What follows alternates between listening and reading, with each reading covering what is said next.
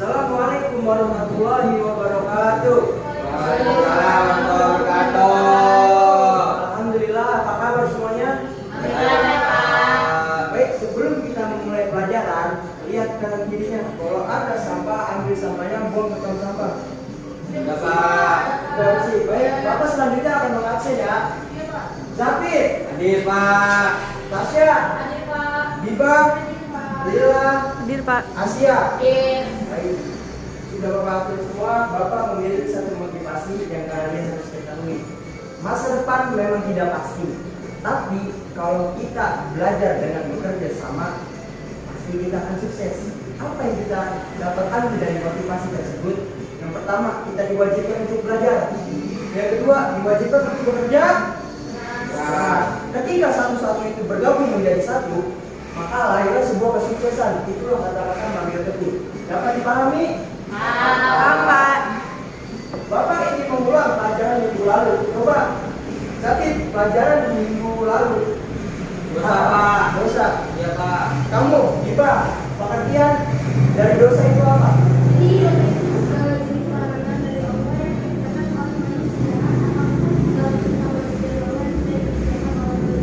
Bagus. Tasya, contoh dosa? Mabuk. Asia, contoh dosa? Lila, contoh dosa? Berzina Pak. Bagus, tepuk tangan dulu. Sebelum masuk ke bab selanjutnya, mari kita doa bersama. Ketua kelas, harap memimpin doa. Coba kita lihat, menghindari perbuatan syirik di bab kita yang sedang kita ajar sekarang. Ya, Bapak ajar sekarang. Next. Ada beberapa tujuan pelajaran yang kalian harus ketahui. Pertama, siswa dapat menjelaskan pengertian syirik. Yang kedua, siswa dapat menjelaskan macam-macam perbuatan syirik. Yang ketiga, dapat mengemukakan contoh perbuatan syirik yang sering muncul di masyarakat. Yang keempat, siswa dapat mengemukakan bahaya-bahaya perbuatan syirik. Yang kelima, siswa dapat menjelaskan menghindari perbuatan syirik. Ada yang mau ditanyakan? Tidak, lanjut. Pengertian syirik. Pengertian syirik terbagi menjadi dua. Yang pertama, syirik secara bahasa. Syirik secara bahasa diambil dari bahasa Arab, yang artinya asyirku atau ta'addudul alihati, kemusyrikan. Yang kedua, al-musyariku, sekutu, atau bisa kita sebut juga an-nasibu. An-nasibu itu bagian, dan asyirkatu wasi syarikatu, persekutuan. Itu pengertian syirik secara Bahasa Pak. diambil dari bahasa Arab. Yang kedua, syirik secara istilah. Syirik secara istilah ada tiga. Pertama, perbuatan kita. Kedua, anggapan kita. Ketiga, etika kita kepada Allah Subhanahu wa Ta'ala, yang dimana menyekutukan Allah Subhanahu wa Ta'ala seakan-akan ada yang lebih tinggi dari Allah Subhanahu wa Ta'ala. Dapat dipahami semuanya? Pak.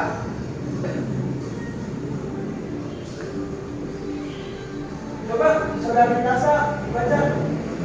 Syirik akbar atau syirik jari. Yang pertama, menganggap adanya Tuhan selain Allah Subhanahu wa Ta'ala. Yang kedua, menganggap ada sembahan selain Allah Subhanahu wa Ta'ala. Yang ketiga, menganggap Tuhan mempunyai anak.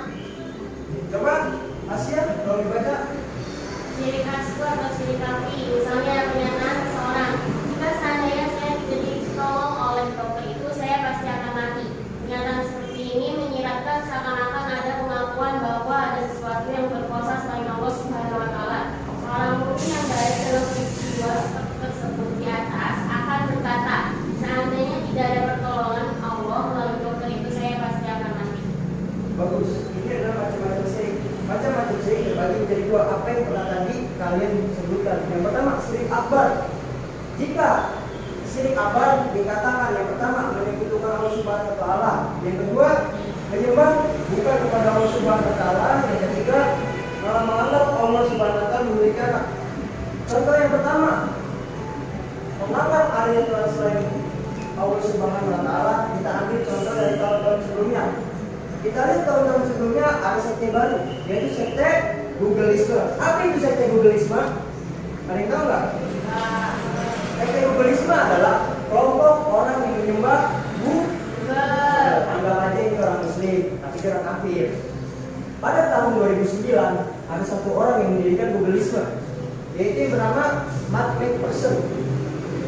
Dia mendirikan Google karena ada 4 sebab. Yang pertama, Maha tahu Google itu. Yang kedua, dia tidak akan mati. Yang ketiga, dia ada di mana-mana. Yang keempat, dia akan menjawab doa. Apa pengertian dari menjawab doa menurut mathematician? Mathematician contohnya seperti ini.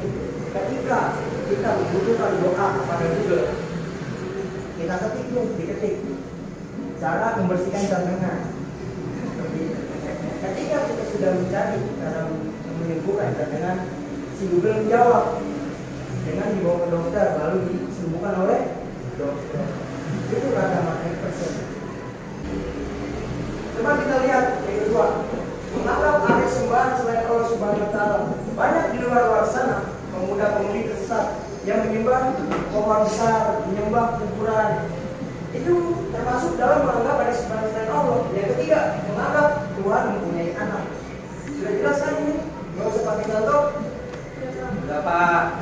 Ya kan? Sudah. Oke, kita lihat yang kedua, syirik asghar. Coba kita lihat syirik asghar. Syirik asghar adalah suatu perbuatan tersirat yang mengandung kekuasaan. Apa itu contohnya? Kita lihat di sini. Jika seandainya saya tidak ditolong oleh dokter itu, saya pasti akan mati. Nah, ini kata-kata tersirat yang memiliki kekuasaan yang dianggap dokter ini dapat menyembuhkan penyakit tersebut. Tapi ini termasuk syirik asghar. Salah menyatakan. Bagaimana menyatakan yang benar? Menyatakan yang benar yaitu seandainya tidak ada pertolongan Allah melalui dokter itu, saya pasti akan mati. Di mana titik kekuasaannya? Ya karena di titik kekuasaan di sini adalah Allah. Sudah dipahami? Baik, Bapak akan masuk ke slide selanjutnya. Ini kita bisa lihat perbuatan syirik di masyarakat.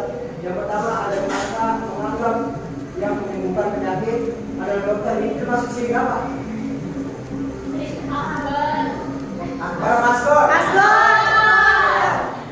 Coba Asia itu masuk syirik apa? Bersumpah selain nama Allah. Akbar. Bagus. Coba Syafik. Syirik apa? Mendatangi tempat-tempat yang dianggap beranak. Akbar Pak. Akbar asghar. Akbar asghar. Asghar Pak. Akbar asghar. Mendatangi tempat keramat ini disebut syirik akbar. Tadi kan contoh yang syirik akbar itu apa? Menyembah selain Allah. Masuk apa ini Syafik? Akbar Pak. Bagus. Kita lihat selanjutnya. Bahaya perbuatan syirik. Yang pertama, amalan soleh akan lenyap sia-sia. Berapa banyak kali memiliki amalan soleh? Ada berapa? Ratusan, nggak mungkin. Nggak tahu Pak. Nggak tahu. Sebanyak-banyak yang amalan yang kalian punya ketika melakukan satu kali dalam kehidupan berbuat syirik maka akan sia-sia. Coba kita lihat yang kedua. Orang-orang musyrik benar-benar melakukan kezaliman yang besar. Syirik ini termasuk zalim besar-besar. Yang ketiga, akan masuk ke dalam neraka jahanam. Kata Allah di surat Al-Baqarah ayat 6. A'udzubillahi minasyaitonir rajim. Bismillahirrahmanirrahim. Innal ladzina kafaru min ahlil kitabi wal musyrikina fi nari jahannam khalidina fiha ulaika hum syarrul bariyah. Gimana kawannya? Nggak tahu. Artinya, sungguh orang-orang musyrik itu dari golongan ahli kitab dan orang-orang kafir akan masuk ke dalam neraka jahanam. Mereka akan kekal selama-lamanya di sana. Mereka itu termasuk seburuk-buruknya makhluk. Itu artinya. Next, selanjutnya kita lihat. Coba Asia baca. Cara menghindari perbuatan syirik. Bibah. Selalu menegakkan sholat karena yang melakukan sholat dengan benar akan terhindar dari perbuatan keji dan kemungkaran. Tapi Selalu berusaha meningkatkan ketakwaan kepada Allah karena dengan begitu akan selalu diberikan jalan keluar terhadap segala masalah yang dihadapi. Asia. Selalu berusaha melatih diri untuk senantiasa ingat bahwa syirik itu adalah dosa yang paling besar. Ini salah. Bukan, soalnya ini sama seperti ini. Yang keempat, ini adalah selalu mengingat Allah dimanapun kita berada. Itu adalah 4 ini cara menghindari perbuatan syirik. Ada yang ditanyakan? Saya Pak. Baik, Asia. Tadi kan Bapak sudah tentang musyrik Pak. Iya. Pengertian musyrik itu apa sih Pak? Pengertian musyrik. Ada lagi? Saya Pak. Ya, saudari Tasa, Kenapa sih Pak orang-orang bisa melakukan perbuatan syirik? kenapa orang-orang bisa melakukan perbuatan syirik? Baik, Bapak akan menjawab semuanya. Musyrik adalah pelaku perbuatan menyekutukan Allah Subhanahu wa Ta'ala dengan cara apapun. Ini merupakan keterbalikan dari ajaran tauhid. Seperti itu, saudari kasih. Pak. Selanjutnya, mengapa orang bisa berbuat syirik? Benar nggak? Saya akan menjawab. Ada 3 fundamental yang menyebabkan orang berbuat syirik. Yang pertama, al-jahlu. Apa itu al-jahlu? Kebodohan. Yang kedua, do'iful iman. Apa itu do'iful iman? Iman. Yang ketiga, taklid. Taklid itu apa? Nah, taklid itu ikut-ikutan cara menggauti kita, atau cuma bermodalkan keren seperti itu. Sudah selesai tanya sesi jawab kita, Bapak akan menunjuk satu orang untuk menyimpulkan. Coba saudari Asia tolong simpulkan. Ya Pak, jadi syirik itu ada 2. Yang pertama itu syirik akbar sama syirik asghar. Ya. Kalau syirik akbar itu menyekutukan Allah, kalau syirik asghar itu